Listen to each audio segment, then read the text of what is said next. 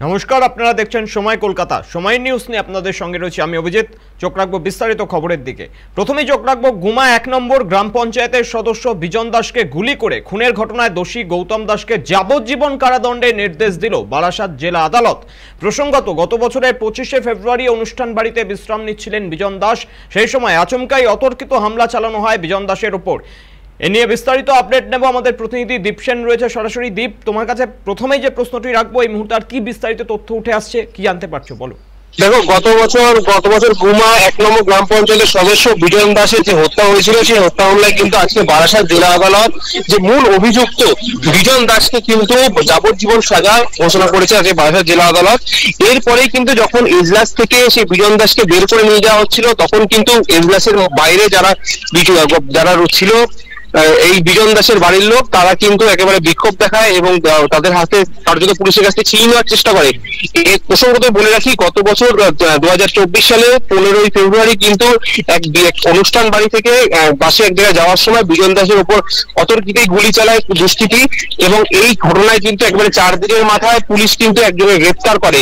এই গ্রেপ্তার করে যে ব্যক্তি গৌতম দাস, ইনি কিন্তু, যেটা জানা গিয়েছে, বিজন দাসের সাথে ভালো সম্পর্ক ছিল। গৌতম দাস ইনি কিন্তু জমি মাফিয়াও পুলিশ সূত্র উঠে এসেছিল, তিনি জমি মাফিয়া ছিল। পরবর্তী সময় কিন্তু এই ঘটনা পুরোপুরি বারাসাত জেলা আদালতের নির্দেশাধীন ছিল, এবং আজ সেই কেসে কিন্তু আজকে এই গৌতম দাসকে কিন্তু যাবজ্জীবন সাজা ঘোষণা করেছে, এবং কার্যত এই যাবজ্জীবন সাজা ঘোষণার পরে কিন্তু কান্নায় ভেঙে পড়ে বিজন দাসের বাড়ির লোক।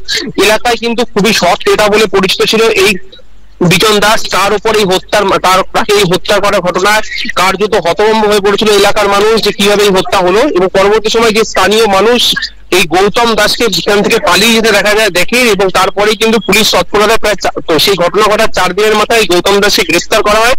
ইতিমধ্যে কিন্তু এই গৌতম দাসকে পুলিশ হেফাজতে নেওয়ার পরে কিন্তু কোর্টে বিচারাধীন থাকার পরে আজকে কিন্তু তাকে যাবজ্জীবন সাজা ঘোষণা করলো বারাসাত জেলা আদালত। অভিজিৎ, বিজন দাসের পরিবার সূত্রে কোনো বয়ান সামনে এসছে? দেখো, এই সাজা ঘোষণার পরে কিন্তু বিজন দাসের পরিবার কার্যত কান্নায় ভেঙে পড়ে। তারা কিন্তু সাজাতে প্রথমত খুশি নয়, তার কিন্তু একেবারে সর্বোচ্চ সাজা মৃত্যুদণ্ড সেটাই চাইছিল, এবং এই ঘটনায় যাতে মৃত্যুদণ্ড হয় সেই জন্য কিন্তু এই যে বিজন দাসের পরিবার, তারা কিন্তু হাইকোর্টে মুভ করবে এমনটা কিন্তু জানা যাচ্ছে। কিন্তু যখন এই বিজন দাসের হত্যা মামলা সাজা ঘোষণা করেছে বারাসাত জেলা আদালত, তারপরেই যখন আদালতের যে এজলাস রয়েছে সেখান থেকে যখন এই গৌতম দাসকে বের করে নিয়ে যাওয়া হয়, তখন কিন্তু তারা বিক্ষোভ দেখায়, গৌতম দাসকে কার্যত পুলিশের কাছ থেকে ছিনিয়ে নেওয়ার চেষ্টা করে, এবং এই ঘটনার পরে কিন্তু একটা রণক্ষেত্রের পরিস্থিতি তৈরি হয় পুরো আদালত চত্বরে। এবং পরবর্তী সময় কিন্তু আদালতে পুলিশের তৎপরতায় এই গৌতম দাসকে যে কোর্টে, যে বারাসাত কোর্টে যে এজলাস হয়েছে সেখানে কিন্তু নিয়ে যাওয়া হয়, এবং পরবর্তী সময় কিন্তু এই বিজন দাসের পরিবার এই সাজায় যেহেতু খুশি নয়, তারা কিন্তু হাইকোর্টে মুভ করতে পারে এমনটা কিন্তু জানা যাচ্ছে। অভিজিৎ, ধন্যবাদ দীপ। আপনাদের আরেকবার জানিয়ে রাখি, গুমা 1 নম্বর গ্রাম পঞ্চায়েতের সদস্য বিজন দাসকে গুলি করে খুনের ঘটনায় দোষী গৌতম দাসকে যাবজ্জীবন কারাদণ্ডের নির্দেশ দিল বারাসাত জেলা আদালত। প্রসঙ্গত, গত বছরের 25শে ফেব্রুয়ারি অনুষ্ঠান বাড়িতে বিশ্রাম নিচ্ছিলেন বিজন দাস। সেই সময় আচমকাই অতর্কিত হামলা চালানো হয় বিজন দাসের উপর। পরপর গুলি করে হত্যা করা হয় তাকে। গুলি চালানোর অভিযোগ ওঠে এলাকারই জমি ব্যবসায়ী গৌতম দাসের বিরুদ্ধে।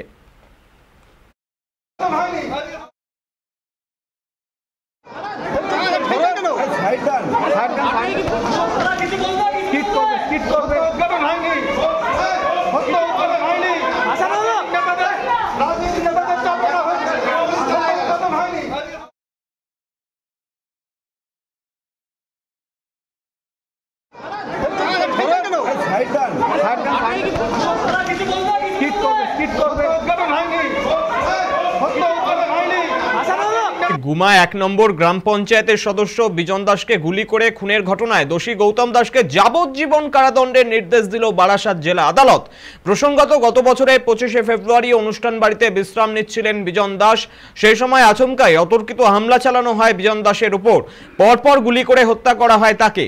গুলি চালানোর অভিযোগ ওঠে এলাকারই জমি ব্যবসায়ী গৌতম দাসের বিরুদ্ধে। সেই মামলায় চলতি সপ্তাহের মঙ্গলবার অভিযুক্ত গৌতম দাসকে দোষী সাব্যস্ত করে আদালত। বৃহস্পতিবার বারাসাত 7ম এডিজির বিচারক রঞ্জনা গার্গী ভট্টাচার্য বিজন দাস খুনের ঘটনায় দোষী ব্যবসায়ী গৌতম দাসকে যাবজ্জীবন কারাদণ্ড এবং 25,000 টাকা জরিমানা সহ আগ্নেয়াস্ত্র মামলায় অতিরিক্ত 5 বছর জেল হেফাজতের সাজার নির্দেশ দেন।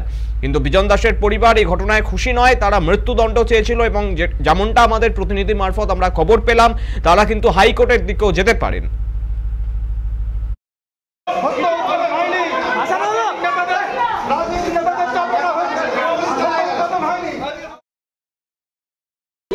to 201 আগের দিন কনভিকশন হয়েছিল, তো আমরা বলেছিলাম যে ডেথ সেন্টেন্স প্রেয়ার করেছিলাম, কিন্তু লার্নেড কোর্ট বললেন যেহেতু একটা সিঙ্গেল মার্ডার, সুতরাং এটা rarest of the rare case না, ওই জন্য ওনাকে যাবজ্জীবন দিলেন এবং 201-এর জন্য 5 বছরের সাজা।